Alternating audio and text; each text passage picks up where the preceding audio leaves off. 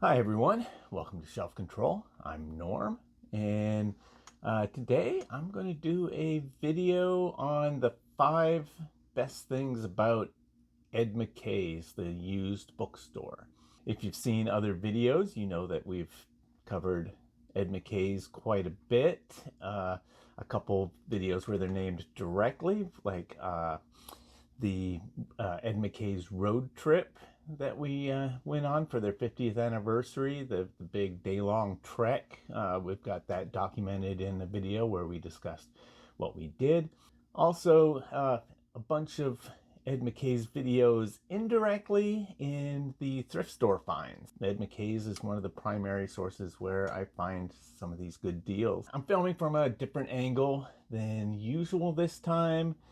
We've got the table that we usually film behind pushed back up against the shelf because we have a couple folding tables out over here with the Firefly Anniversary Edition set up. We started playing a game of that with our son David and had to pause it, and we're coming back in a couple days to finish that. But in the meantime, that's taken up the space that would normally have this table pushed out, and so we're trying this angle. What do you think? Kind of dynamic with the corner going right behind me, but we'll see. It'll do for this video.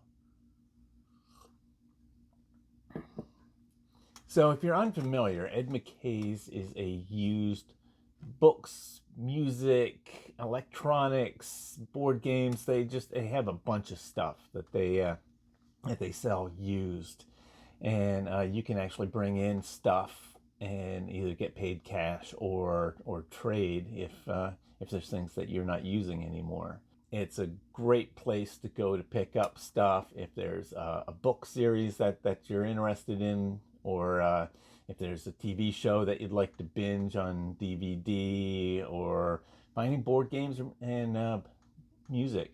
We had a power outage, and for whatever reason, that made my computer monitor decide that it didn't want to play anymore. And so I actually went to Ed McKay's and found a cheap replacement. Got electronics there as well. So it's a great store to explore in.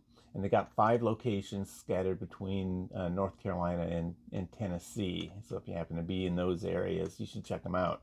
I thought I'd do a video, since so many of my videos are about Ed McKay's. I thought I'd do one that's talking about 5 reasons why I like Ed McKay's so much. Number 1 is the reducing of waste.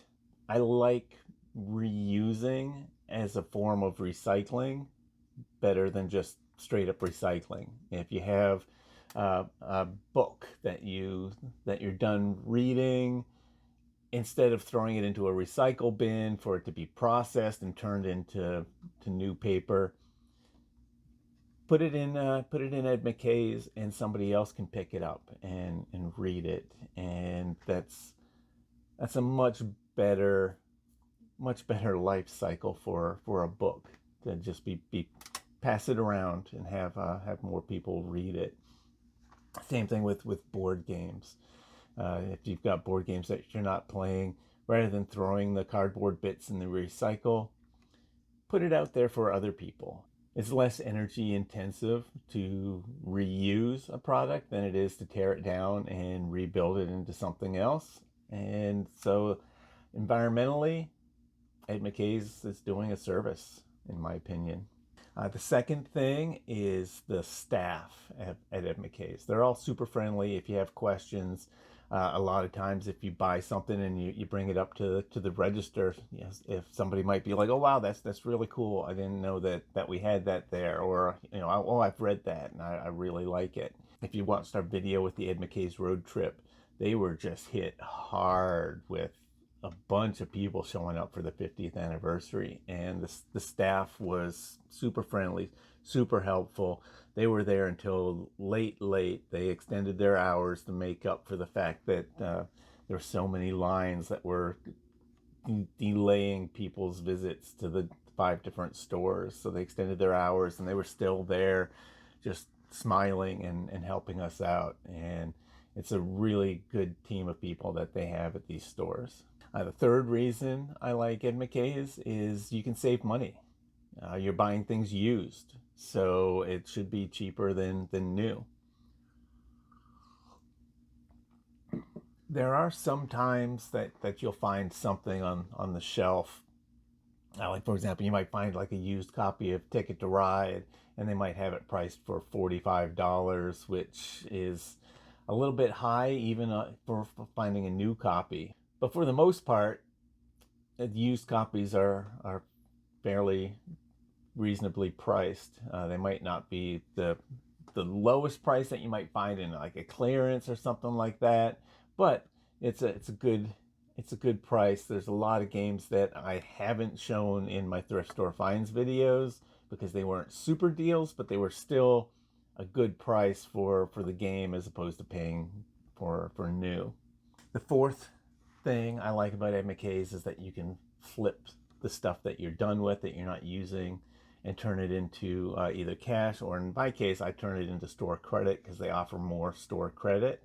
And then that in turn ties into the third point of saving money. Very rarely have I gotten a trade offer from Ed McKay's that was significantly lower than the number I had in my head. For the most part, I'll mentally think, okay, this is what I would like to get for it. And usually they're right about there. And sometimes I've been pleasantly surprised and gotten more in trade out of it. And even when it's a little bit lower than my expected value for that box, I'll generally take the trade, because just like in point 3, they've got good prices on most of their used stuff. And so by getting the trade value and using it to get the stuff that's marked down at a good price, that kind of increases the value of what you traded in anyways. If you take what you got in trade and add it to the savings that you got by actually using that trade for their stuff, it generally works out pretty well. Depending on the game, if it's a game that I think would sell better someplace else, I might try selling it first. If it's one that doesn't sell for a whole lot on Board Game Marketplace or Facebook Marketplace, then I'll go ahead and turn it in for the trade at Ed McKay's, just because you'll get that value back when you use that trade. Plus, there's no hassle. You don't have to pack up the thing for shipping. You don't have to lug it to the post office. You don't have to worry about somebody coming back and complaining because maybe the post office damaged the product and they want to return it and get their money back. And so the Ed McKay's, you just take the tub of stuff that you want to turn in, you hand it to them, and then they'll come back to you and say, hey, here's our offer, cash or trade. And then you decide whether you want to take cash trade or get your stuff back. And so that's very little hassle. And the fifth thing I like about Ed McKay's is sometimes you'll be looking through and you'll just find a treasure that you didn't expect to find at a price that you didn't expect to find it at. And from what I've heard, they have some sort of algorithm for their pricing. The first time that they get something in, they'll price it at something, and if it sells, then maybe the price will go up the next time they see it, because the system knows that it's a hot item. And so sometimes I might get something in that's brand new that they hadn't seen before, and the system prices it lower than what the market really should be. And so you'll be flipping through, looking through all their stuff, and you'll find something that you really want. Like, for example, it's sitting right here, the Zombicide Dead West box. This was one that's the Kickstarter exclusive stuff, the stretch goals from the Kickstarter.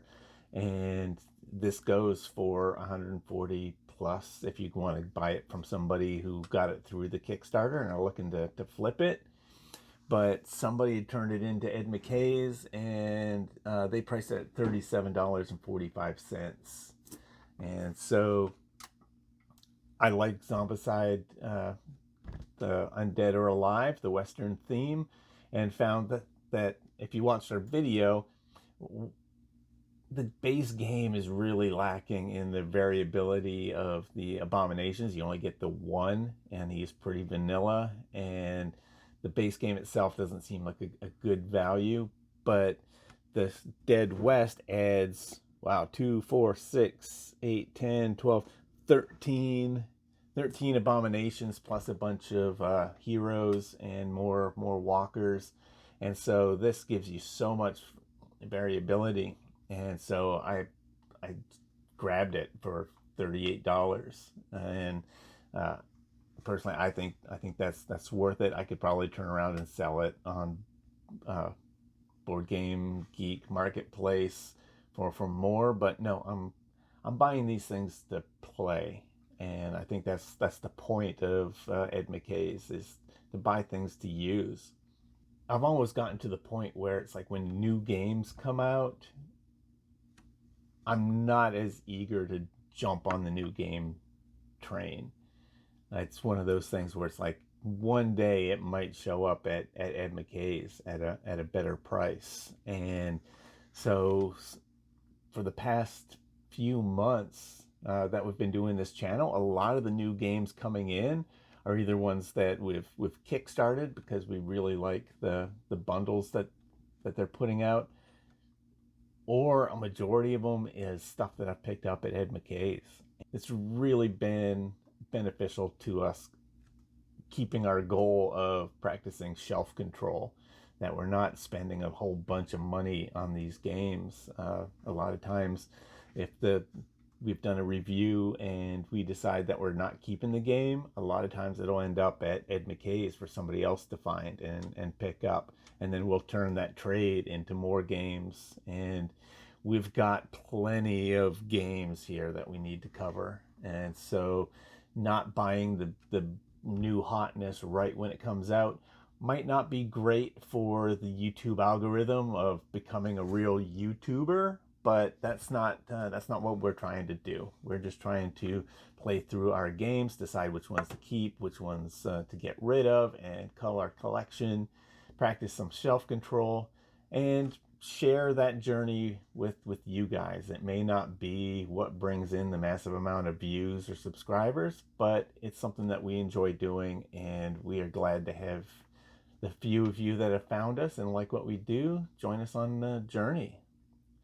So if you like what we're doing and want to see more, like, subscribe, hit the notification bell, all that stuff. I probably should be saying this at the beginning of videos because that's what I've seen other YouTubers do, and if they do it, it must work. But I'm not a huge fan of clicking like before I've seen the video. If you like the video, like it. If you don't like it, give it a dislike too. That's feedback for us. And if you have anything to say, good or bad, please leave a comment. Would like to hear both the good and the bad, because we're not YouTubers and we're trying to improve every time we set out to make a video. So anyways, I've rambled long enough about not Ed McKay's, so we'll see you next time. Bye.